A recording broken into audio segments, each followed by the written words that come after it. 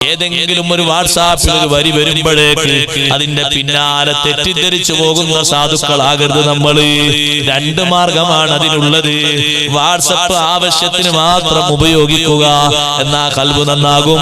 3-4 മണിക്കൂർ ഉപയോഗിക്കുമ്പോ ആരെങ്കിലും എഴുതി വിടുന്ന ഒരു വരിയോ അരവരിയോ എന്തെങ്കിലും ഫോട്ടോമോ മറ്റോ കണ്ടിട്ട് ഒരുപക്ഷെ നല്ല ആളുകളെ നമ്മുടെ കൽബിൽ ചീത്തയായ ധാരണ വന്നാൽ നമ്മുടെ കൽബ് ചീത്തയാകാൻ അത് മതിയായ ഒരു കാരണമാണ്.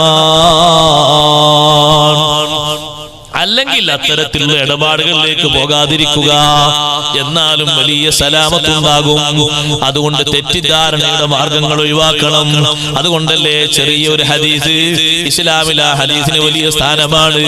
ഇമാം നവവി റളിയല്ലാഹു അൻഹു ഇസ്ലാമിന്റെ അടിസ്ഥാന തത്വങ്ങൾ പഠിപ്പിച്ച ഹദീസിൽ ആ ഹദീസ് എണ്ണിയിട്ടുണ്ട്. ദഅബാ യരീബുക ഇലാ മാലാ യരീബുക. സംശയമുള്ളത് നീ വിട്ടേക്കണം, സംശയമില്ലാത്ത മാർഗങ്ങളിലേക്ക് നീങ്ങണം. നീ കണ്ടു രണ്ടാളുകളെ, ആ രണ്ടാളുകളെ നീ കണ്ടവർ സംസാരിക്കുകയാണ്, നേരം ഒരുപാട് വൈകിയിട്ടുണ്ട്. നിന്റെ കൽബിൽ ഒരു തെറ്റിദ്ധാരണ, അവർ ഈ രാത്രി സമയത്ത് എന്തെങ്കിലും മയക്കുമരുന്ന് കൈമാറാണോ? വേണ്ട, ധാരണ നീ അങ്ങ് മാറ്റിയേക്ക്. അവരെന്തെങ്കിലും കാര്യപ്പെട്ട വിഷയങ്ങൾ ചർച്ച ചെയ്യാണെന്ന് തീരുമാനിച്ചേക്ക്. ഇനി സംഗതി വശാൽ അവരങ്ങനെയാണെങ്കിലും നിന്റെ കൽബ് അവരെ പറ്റി ഇല്ലാത്ത ചിന്തിച്ച് കേടാകൂലല്ലോ. നബി സല്ലല്ലാഹു അലൈഹി വസല്ലം തങ്ങള് രാത്രിയിൽ ഭാര്യമാരുടെ കൂടെ നടന്നു പോകുമ്പോ 2 സ്വഹാബിമാർ ഒരു ഭാഗത്തു നിന്ന് വരുന്നുണ്ട്. അവരെ കണ്ടപ്പോ നബി സല്ലല്ലാഹു അലൈഹി വസല്ലം തങ്ങള് അവരെ പിന്നാലെ നടന്നിട്ട് തങ്ങൾ പറഞ്ഞു, വിഷമൊന്നും കരുതണ്ട, ഇതെന്റെ ഭാര്യയാണ് കൂടെ. ഭാര്യയുടെ പേരും പറഞ്ഞു കൊടുത്തപ്പോ ആ സ്വഹാബിമാർ ചോദിച്ചു, അല്ലാഹുവിന്റെ റസൂലേ, ഞങ്ങൾ അങ്ങയെ കുറിച്ച് വല്ലതും തെറ്റിദ്ധരിക്കുമോ? ഇല്ല ഇല്ല, നിങ്ങൾ ധരിക്കൂല. പക്ഷേ നിങ്ങളെ കൽബിനെ പറ്റി എനിക്ക് പേടി വന്നു.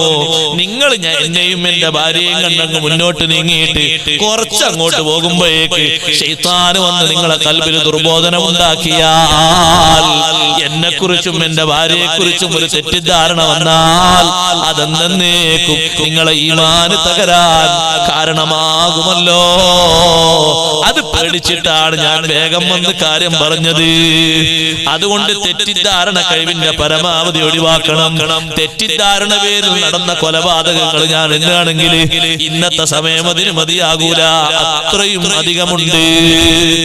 നമ്മുടെ കേരളത്തിലും കർണാടകത്തിലും ഇന്ത്യയിലും സംശയത്തിന്റെ പേരിൽ നടന്ന കൊലപാതകങ്ങൾ എത്രയുണ്ട്. കള്ളനാന്ന് കരുതിയിട്ടൊരു സാധുവിനെ കൊന്നു, പിന്നെ നോക്കുമ്പോഴാണ്